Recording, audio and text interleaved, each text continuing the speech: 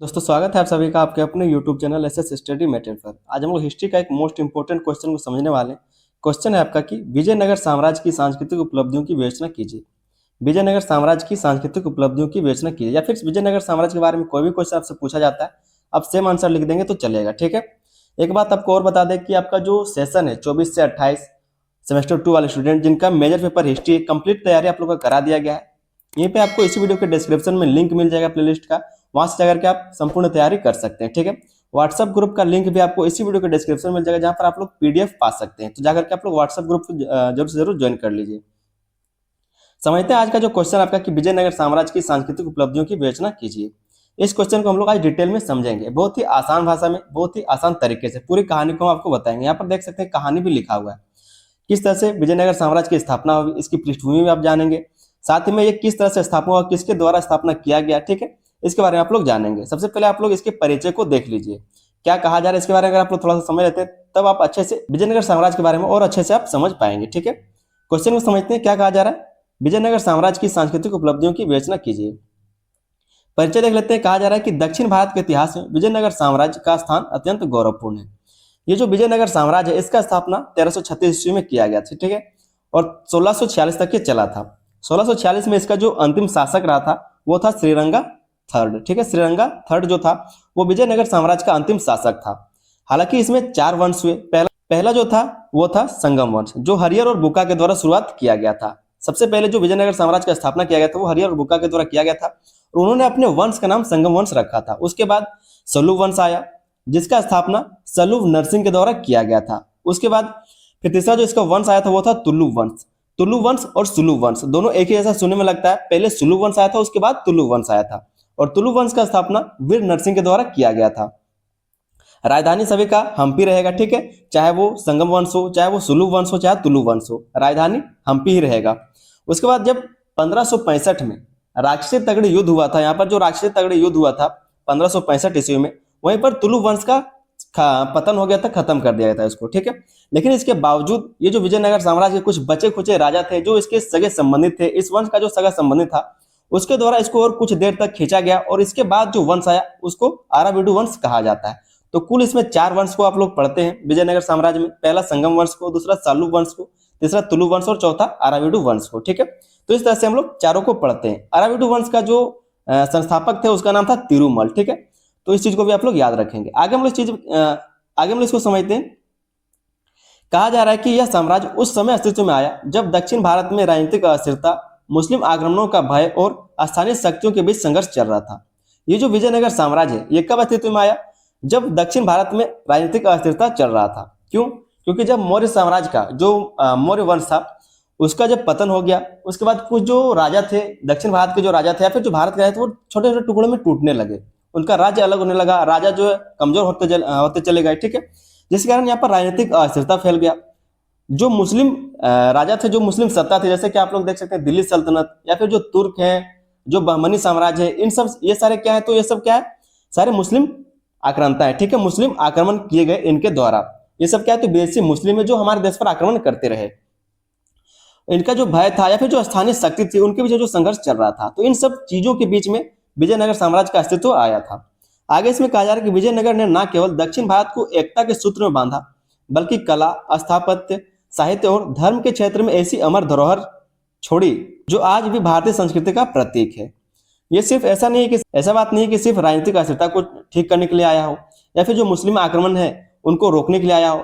इन सब चीजों के बावजूद ये जो विजयनगर साम्राज्य है इसने क्या किया, तो जो पूरे दक्षिण भारत को एकता के सूत्र में बांधा, जो भी छोटे छोटे राज्य थे उनको मिलाया, कला को विकसित किया, स्थापत्य को विकास किया, ठीक है, साहित्य का विकास किया, धर्म को संरक्षण दिया गया। तो इस तरह से कई सारे अमर धरोहर भी छोड़े गए जिसके लिए भारतीय संस्कृति का यह प्रतीक माना जाता है। तो इस तरह से आप लोग इसके परिचय को समझ पाए। आगे हम लोग जानेंगे विजयनगर साम्राज्य की स्थापना की पृष्ठभूमि, किन पृष्ठभूमियों के आधार पर विजयनगर साम्राज्य की स्थापना की गई है। पहले पॉइंट में कहा जा रहा है कि 13वीं शताब्दी के अंत तक दक्षिण भारत की स्थिति अस्थिर थी। जब 13वीं शताब्दी का अंत चल रहा था, जब 13वीं शताब्दी चल रहा था, ठीक है, उस टाइम क्या कहा जा रहा है कि दक्षिण भारत में ये जो स्थिति है वो अस्थिर था। अस्थिर का मतलब क्या है कि एक होता है स्टेबल और एक होता है अनस्टेबल। तो इसी के बारे में कहा जा रहा है कि अस्थिर था, मतलब कोई भी राजा आया, कोई भी किसी पर आक्रमण कर दे रहा है और उसको लूट ले रहा है, ठीक है, तो इस तरह से अस्थिर था। दूसरे पॉइंट में कहा जा रहा है कि होयसाल पांड्य और काकतीय जैसे पुराने राज्य धीरे धीरे कमजोर पड़ रहे थे। ये जो राज्य था, पांड्य राज था, जो पांड्य राजवंश था, जो होयसाल राजवंश था, जो काकतीय राजवंश थे, ये क्या है तो धीरे धीरे कमजोर पड़ने लगे थे, क्योंकि सारे राजा जो टूटते जा रहे थे। ठीक है। तीसरे पॉइंट पे कहा जा रहा है कि उत्तर भारत से दिल्ली सल्तनत के तुर्क और अफगान शासक दक्षिण की ओर बढ़ रहे थे। उत्तर भारत में आप लोग जानते हैं दिल्ली सल्तनत थे, तुर्क और अफगान शासक का वहां पर राज्य था। ठीक है। तो ये क्या कर रहे थे, उधर को छोड़ करके, क्योंकि उधर तो सारा जीत ही लिया था, तो अब दक्षिण भारत की तरफ से बढ़ रहे थे। अलाउद्दीन खिलजी और मोहम्मद बिन तुगलक के आक्रमणों ने दक्षिण राज्यों की स्वतंत्रता समाप्त कर दी और कई सारे राज्य दक्षिण भारत में इनके द्वारा जीत लिया गया। ठीक है। और वहां के राजाओं को कैद कर लिया गया या फिर उनकी हत्या कर दी गई। चौथे पॉइंट में कहा जा रहा है कि ऐसे समय में हिंदू धर्म और दक्षिण भारतीय संस्कृति की रक्षा के लिए नए शक्तिशाली राज्य की आवश्यकता महसूस हुई। और जब जो मुस्लिम आक्रांता थे, सत्ता थी, ठीक है, जिनके द्वारा अब दक्षिण भारत की तरफ भी कदम बढ़ाए जा रहे थे, उन राजाओं को भी कैद कर लिया जा रहा था या फिर उनको हरा करके उनके राज्य को अपने में मिलाया जा रहा था। तो इस समय कहा जा रहा है कि ऐसे समय में हिंदू धर्म और दक्षिण भारतीय संस्कृति की रक्षा के लिए नए शक्तिशाली राज्य की आवश्यकता महसूस हुई। इसी आवश्यकता से विजयनगर साम्राज्य का जन्म हुआ। और इसी आवश्यकता से क्या हो तो विजयनगर साम्राज्य का जन्म हुआ। हालांकि जो विजयनगर साम्राज्य का जन्म हुआ, इसके पीछे भी एक कारण जिसके बारे में हम लोग यहाँ पर समझेंगे। ठीक है, इस वाले पॉइंट में हम लोग समझेंगे। तो चलिए शुरू करते हैं।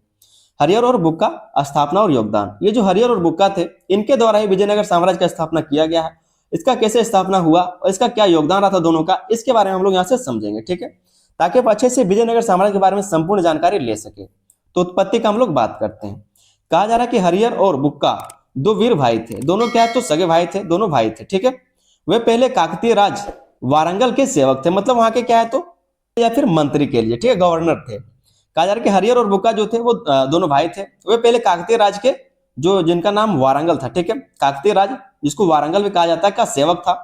जब काकतीय राज तुगलक आक्रमण से नष्ट हुआ, जब तुगलक का वहां पर आक्रमण हुआ और तुगलक ने उस राज्य को नष्ट कर दिया, जीत लिया, ठीक है, वहां के जो राजा थे उसको हरा दिया गया, तो इनको क्या है तो तब दोनों को कैद करके दिल्ली ले जाया गया। और ये जो हरिहर और बुक्का थे, इनको कैद कर लिया और दिल्ली ले गए। ठीक है, दिल्ली में उन्हें इस्लाम धर्म अपनाने के लिए बाध्य किया गया। दिल्ली में क्या गया, जो हरिहर और बुक्का थे उनको जबरदस्ती क्या है तो जो इस्लाम धर्म था उनको स्वीकार करने के लिए मजबूर किया गया, बाध्य किया गया और दक्षिण की ओर प्रशासनिक कार्यों हेतु भेजा गया। और जब उन्होंने इस्लाम धर्म को अपना लिया, मान लिया, तो उसके बाद उनको अपने मंत्री के तहत जो तुगलक था उसने दक्षिण भारत में अभियान के लिए भेजा। ठीक है, कि वहां पर जाकर के राज्य का विस्तार करो। तो इस तरह से प्रशासनिक कार्यों के लिए हरिहर और बुक्का को भेजा गया था। आगे जब ये लोग दक्षिण भारत में पहुंचे तो विद्यारण्य का प्रभाव पड़ा। विद्यारण्य कौन है तो एक हिंदू स्वामी है, ठीक है, मतलब एक गुरु है। कहा जा रहा है कि दक्षिण पहुंचने पर वे विद्यारण्य स्वामी जो शंकराचार्य परंपरा के विद्वान थे के संपर्क में आ गए। ये जो विद्यारण्य स्वामी थे ये शंकराचार्य परंपरा के विद्वान थे, जिसके संपर्क में हरिहर और बुक्का आए, ठीक है, उनसे मिले। विद्यारण्य ने उन्हें पुनः हिंदू धर्म अपनाने और एक स्वतंत्र राज्य स्थापित करने के लिए प्रेरित किया। और इनके द्वारा इनको शिक्षा दी गई। जो हरिहर और बुक्का थे, विद्यारण्य के द्वारा उनको शिक्षा प्राप्त हुई, ठीक है, दीक्षा प्राप्त हुई और उन्होंने क्या किया, फिर से हिंदू धर्म को अपनाया और खुद का एक स्वतंत्र राज्य का स्थापना किया, जिसका नाम था विजयनगर साम्राज्य। ठीक है, आगे इसमें कहा जा रहा है कि विद्यारण्य ने ही राज्य की राजनीतिक और आध्यात्मिक नींव रखी। ये जो विजयनगर साम्राज्य था, विद्यारण्य के द्वारा ही इसकी राजनीतिक और आध्यात्मिक नींव रखी गई थी। ठीक है, क्योंकि इन्हें नहीं उन लोगों को प्रेरित किया था, हिंदू धर्म को अपनाने के लिए फिर से कहा गया और उनको एक स्वतंत्र राज्य की स्थापना करने के लिए कहा गया हरिहर और बुक्का को। तीसरे पॉइंट में कहा जा रहा है साम्राज्य की स्थापना। अब साम्राज्य की स्थापना के बारे में हम लोग बात करते हैं। सन 1336 ईस्वी में तुंगभद्रा और कृष्णा नदियों के बीच, ये जो कृष्णा नदी है ऊपर तुंगभद्रा नदी है, उसके बीच में हम्पी, कर्नाटक में एक जगह है हम्पी, ठीक है, नामक स्थान पर हरिहर और बुक्का ने विजयनगर साम्राज्य की स्थापना की। ये जो हम्पी है कर्नाटक में, इसी को क्या कहा है तो राजधानी में बनाया गया हम्पी को, और यहीं पर विजयनगर साम्राज्य की स्थापना की गई। राजधानी का नाम था विजयनगर। यहाँ पर विजयनगर भले लिखा हो, लेकिन विजयनगर का ये जो विजयनगर साम्राज्य था इसका राजधानी कहाँ पर था तो हम्पी, क्योंकि विजयनगर में ही हम्पी था और हम्पी में ही विजयनगर साम्राज्य का स्थापना किया गया, इसलिए यहाँ पर विजयनगर लिखा हुआ है, अर्थात विजय का नगर, जिसको विजय का नगर कहा जाता है। तो राजधानी का नाम क्या था, हम्पी था। ठीक है, इसका अर्थ केवल युद्ध में विजय नहीं बल्कि संस्कृति और धर्म की विजय भी था। और ये जो विजयनगर नाम रखा गया था, इसका जो अर्थ है वो केवल युद्ध में विजय पाना नहीं बल्कि संस्कृति और धर्म की विजय भी था। अब हम लोग बात करते हैं विजयनगर के 4 प्रमुख वंशों के बारे में, जिसके बारे में आपको शुरुआत में हम बताए थे कि इसमें विजयनगर साम्राज्य में 4 प्रमुख वंश हुए और चारों के बारे में आपको हम शुरू में ही बता दिए थे। विजयनगर साम्राज्य लगभग 3 शताब्दियों तक चला। इसमें 4 प्रमुख वंश हुए। कौन कौन से वंश हुआ था? पहला है संगम वंश। संगम वंश नाम क्यों पड़ा? क्योंकि ये जो हरिहर और बुक्का है, इनके पिताजी का नाम संगम था। इसी कारण ये संगम वंश इन्होंने इस वंश का नाम रखा था। ये कब से कब तक चला? तो 1336 से लेकर के 1485 ईस्वी तक। आगे देख लीजिए, दूसरा जो इसके वंश हुए, दूसरा जो इसमें वंश हुआ वो हुआ सालू वंश। सालू वंश कहीं कहीं पर सुल्लू वंश भी लिखा हुआ रहता है। समय काल को आप देख सकते हैं 1485 से 1505 ईस्वी तक। इसका जो स्थापना किसके द्वारा किया? तो नरसिंह के द्वारा किया गया था। ठीक है, नरसिंह सालू के द्वारा की स्थापना की गई थी। तीसरा जो वंश हुआ वो था तुलु वंश, 1505 से 1570 ईस्वी तक। इसके महान शासक कृष्णदेव राय हुए थे। कृष्णदेव राय इसके सबसे महान शासक माने जाते हैं। चौथा जो था वो था अराविडु वंश। ठीक है, अराविदु यहाँ पर लिखा हुआ है, कहीं पर अरविदु लिखा हुआ रहता है, तो अराविडु वंश इसका नाम होता है। अराविडु वंश जो है इनके खत्म होने के बाद आता है। ये जो तीनों वंश था, 1565 में जब राक्षसी तगड़ी का युद्ध होता है, ठीक है, बहमनी साम्राज्य और विजयनगर साम्राज्य के बीच में। विजयनगर साम्राज्य की तरफ से सेनापति होते हैं रामा राय और बहमनी साम्राज्य की तरफ से सेनापति होते हैं हुसैन निजाम। ठीक है, तो दोनों के बीच में युद्ध होता है और वहां पर बहमनी साम्राज्य का जीत होता है। और ये जो राजा ये जो रामा राय थे, जो विजयनगर साम्राज्य के सेनापति थे, उनकी हत्या कर दी जाती है। ठीक है, तो विजयनगर साम्राज्य यहाँ पर हार जाता है और बहमनी साम्राज्य जीत जाता है। जिसके बाद ही ये तीनों वंशों का पतन हो जाता है। तीनों वंश जो है खत्म हो जाते हैं। कुछ समय के बाद अराविडु वंश आता है। अराविडु वंश का स्थापना इस तरह से होता है रामा राय। ठीक है, तो रामा राय का ही जो भाई है तिरुमल देव राय, सदाशिव राव इसको कैद कर लेता है। ठीक है, और इस खुद को क्या करता है, शासक घोषित कर लेता है।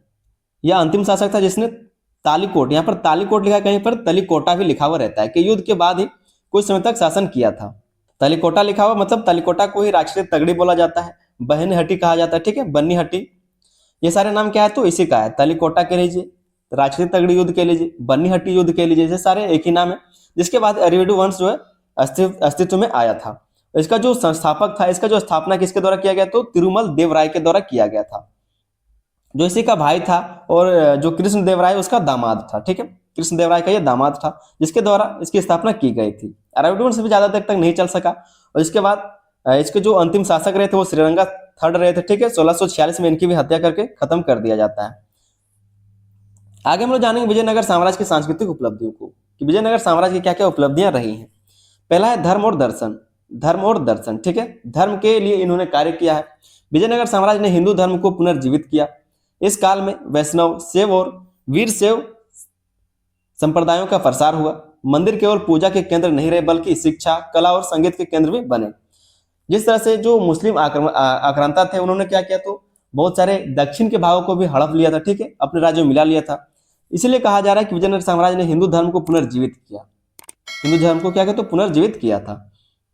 आगे इसमें कहा जा रहा है कि जो विद्यारण्य थे, माधवाचार्य और जो वेंकटेश थे, ये सारे विद्वान इसी युग की देन है। ठीक है, ये सारे जो विद्वान है, चाहे वो माधवाचार्य हो, विद्यारण्य हो, वेंकटेश हो, ये सारे विद्वान इसी युग के देन, मतलब इसी युग के टाइम के हैं। ये वो है कला और स्थापत्य। कला और स्थापत्य, विजयनगर काल का स्थापत्य दक्षिण भारत की महानतम उपलब्धि है। मंदिरों में गोपुरम, जो ऊंचे द्वार होते हैं, ठीक है, गोपुरम किसको बोलते हैं, जो ऊंचे द्वार होते हैं, मंडप और रथ प्रमुख विशेषताएं थी। ये सब क्या है तो प्रमुख विशेषता था।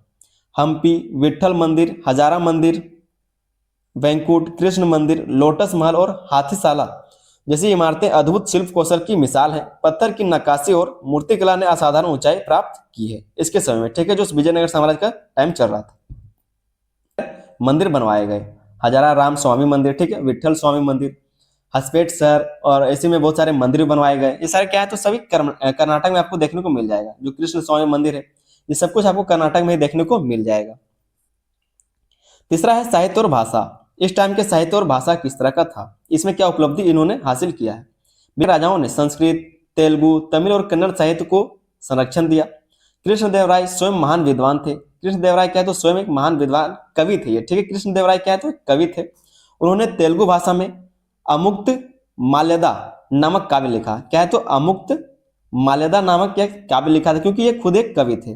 दरबार में तेनाली रामा, अष्टदिग्गज। अष्टदिग्गज कौन कौन थे उनका नाम आप देख सकते हैं कि अल्लासनी पैदाना, नंदी, थिमल्ला, मध्या, गरिमलन, धुरजाति थे, बहुत सारे और थे, पिंगली, सुराना। ठीक है, इस तरह के कई सारे जो है। एक जो आप तेनालीराम देख रहे हैं ये भी इसके अष्टदिग्गज में ही आते थे, जो कृष्णदेव राय का दरबार में रहते थे। तिमन्ना और पैदना जैसे कवि और विद्वान उपस्थित रहते थे। तो ये सारे क्या है, अष्टदिग्गज ही है, ठीक है। ये तीन को नाम आप जो देख पा रहे हैं ये सारे अष्टदिग्गज के अंतर्गत ही आते हैं, इसके जो दरबार के अष्टदिग्गज थे, ठीक है। तो भाषा और साहित्य का भी विकास हुआ था। संगीत और नृत्य को समझ लेते हैं। इस युग में कर्नाटक संगीत का विकास हुआ। पद्मनाभ, पुरंदरदास और कनकदास जैसे संगीतज्ञों ने भक्ति संगीत को जन जन तक पहुंचाया। भरतनाट्यम और यक्षगान जैसे नृत्य रूपों को राजाश्रय मिला, राजाश्रय मिला, ठीक है, राजाश्रय मिला, राजा का श्रय मिला। पांचवा इसका उपलब्धि हुआ प्रशासन और अर्थव्यवस्था। विजयनगर का प्रशासन अत्यंत संगठित था। राजा सर्वोच्च था, परंतु मंत्री परिषद की सहायता से शासन चलाता था। मंत्री परिषद होते थे इनके और उसके सहायता से शासन चलाया जाता था। राज्य को कई प्रांतों में बांटा गया, राज्य को कई सारे प्रांतों में बांटा गया, जैसे कि राज्य हो गया, नाडु हो गया, फिर ग्राम हो गया, ठीक है। इस तरह के कई सारे प्रांतों में इसको बांट करके शासन किया जाता था। व्यापार की दृष्टि से विजयनगर एक समृद्ध राज्य था। अरब, पुर्तगाली और चीनी व्यापारी यहाँ तक आते थे। घोड़े, मसाले, रेशम और रत्नों का व्यापार अत्यधिक प्रचलित था। और इस टाइम घोड़ों का व्यापार, मसालों का व्यापार, रेशम का, रत्नों का व्यापार अत्यधिक होता था। छठा जो इसका उपलब्धि है वह नगर जीवन और समाज। नगर का जीवन कैसा था और वहां पर समाज किस तरह के थे। हम्पी जैसे नगर में चौड़ी सड़कें, बाजार, मठ और जलाशय थे। ये जो हम्पी जैसा शहर था, क्योंकि हम्पी एक राजधानी भी था आपका विजयनगर साम्राज्य का, बहुत टाइम तक हम्पी राजधानी रहा था। उसके बाद जब अराविडु वंश आया उस टाइम इसका जो राजधानी वो बदल गया था, गोड़ा हो गया था, ठीक है। जब अराविडु वंश आया तो इसका पेनुगोड़ा राजधानी हो गया था। कहा जा रहा है कि विदेशी यात्री निकोली कोंटी, अब्दुल रज्जाक, ठीक है, पाइस और डोमिंगो पेस ने विजयनगर की समृद्धि का वर्णन किया। इन्होंने इनके द्वारा जो भी किताब लिखे गए ये सब तो क्या है, तो ये सब विदेशी यात्री जो यहाँ पर उस टाइम में घूमने के लिए आए थे। समाज में स्त्रियों को भी उच्च स्थान प्राप्त था। वे शिक्षा और संगीत में दक्ष थी, वे शिक्षा और संगीत में दक्ष थी। व्यापारी मतलब कह सकते हैं अगर कोई घूमने के लिए आया है विजयनगर साम्राज्य के समय में, अगर कोई विदेशी यात्री घूमने के लिए आया तो ऐसा नहीं सिर्फ वो यात्री रहा होगा, जो व्यापार करने के लिए भी यहाँ पर लोग आते थे वो भी यात्री ही कहलाते थे, क्योंकि वो व्यापार के उद्देश्य से यहाँ पर यात्रा करते थे, ठीक है। तो वो लोग भी देखते थे कि क्या हो रहा है, किस तरह से साम्राज्य चल रहा है। ये जो विजयनगर साम्राज्य इसका पतन किस तरह से हुआ, तो 1565 ईस्वी में तालीकोट, जिसको राजसे तगड़ी युद्ध भी कहा जाता है, ठीक है, टीका युद्ध या फिर तालीकोट का युद्ध, ठीक है। जब 1565 में ये युद्ध होता है तो विजयनगर की सेना मुस्लिम राजाओं की संयुक्त सेना से पराजित हो गई थी। हम आपको पहले बताया जब 1565 में युद्ध हुआ था बहमनी साम्राज्य के सेनापति हुसैन निजाम और विजयनगर साम्राज्य के सेनापति रामा राय के बीच में, ठीक है। उस टाइम 1565 में रामा राय की हत्या कर दी जाती है बहमनी साम्राज्य के सेनापति हुसैन निजाम के दौरान। यहीं पर इस साम्राज्य को खत्म कर दिया जाता है। इस तरह से यहाँ से पतन शुरू होता है। हालांकि अराविडु वंश इसके बाद आएगा, लेकिन अराविडु वंश इतना ताकतवर नहीं होता, इतना पावरफुल नहीं होता, जिसके कारण इसका जो समय काल है वो धीरे धीरे खत्म होता जाता है। इसमें जो पावरफुल राजा होते हैं वो नहीं आ पाते हैं और शासन अच्छे से नहीं चल पाता। इसके बाद जो विजयनगर साम्राज्य वो धीरे धीरे खत्म हो जाता है। राजधानी हम्पी को नष्ट कर दिया गया, राजधानी हम्पी को नष्ट कर दिया गया, ठीक है। जिससे साम्राज्य का पतन हो गया, जिससे क्या तो साम्राज्य का पतन होता चला गया।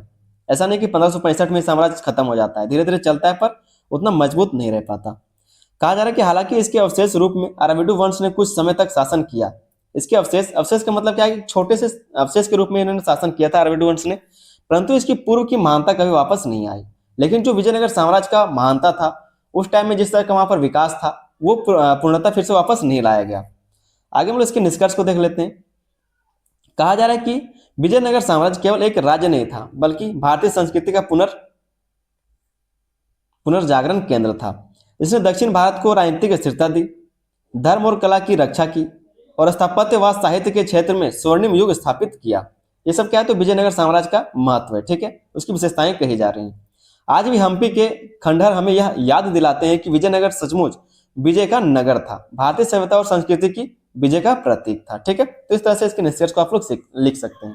हम आपको दोबारा बता दें कि ये जो आपका सिलेबस है सेमेस्टर 2 का कंप्लीट तैयारी आपको करा दिया गया, ठीक है। प्लेलिस्ट का लिंक आपको इसी वीडियो के डिस्क्रिप्शन में जाएगा, तो जाइए आप लोग प्लेलिस्ट से जाकर तैयारी शुरू कीजिए। अपने दोस्तों को भी शेयर कीजिए ताकि समय रहते वो लोग भी तैयारी कर सके।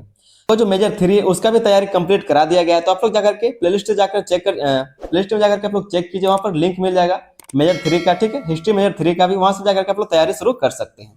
चलिए दोस्तों, मिलते हैं अगले वीडियो में, तब तक के लिए धन्यवाद, जय हिंद।